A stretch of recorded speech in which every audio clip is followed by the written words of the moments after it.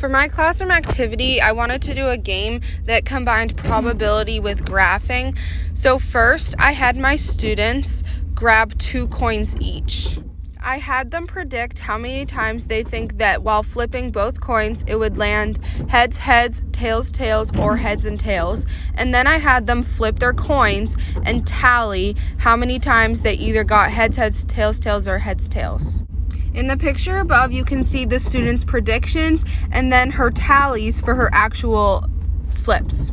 The next picture is another person that I had act as a student, and I just wanted to show how their picture looked different. So they still had the predictions, but they also had their tally marks were going a different way. So I interpreted this person as more of a visual learner and a pictograph. After gathering results, I had the students create a graph of their own, but they got to choose what type of graph it was. Now, the first student chose a bar graph to collect all of her data.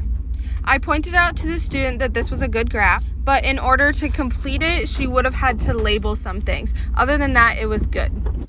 The next student also decided to do a bar graph, and I talked about the same type of labeling issues, but for the most part, it looked exactly the same. Then, to wrap up the activity, I decided to combine all the answers of the students and graph it on the board. I think this was helpful for them to see what a graph would look like with more numbers, but it was their data, which kind of was fun because then they could see their results. I think this would be a good activity to do in a classroom because the students would be able to individually flip their coins, which can be fun, and guess their results, then also graph their own results, but then also look at it as a class, which I think is helpful and fun for them to combine their results with other students in the class, as well as a good learning tool for the teacher to keep the students engaged and listening to others around them who may have found different data.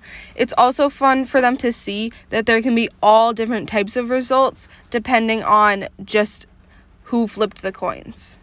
And this type of activity can definitely be done in many different ways, and you could use any type of manipulative that can be flipped. Coins are definitely very generic, but I think it's also a good tool because coins are used so much throughout their lives, and it could get them a little bit more used to coins and what they look like and what the different amounts are for each coin. So it's also another learning tool involved. But this activity could last a while and also be counted as a lesson because there's so many different steps involved.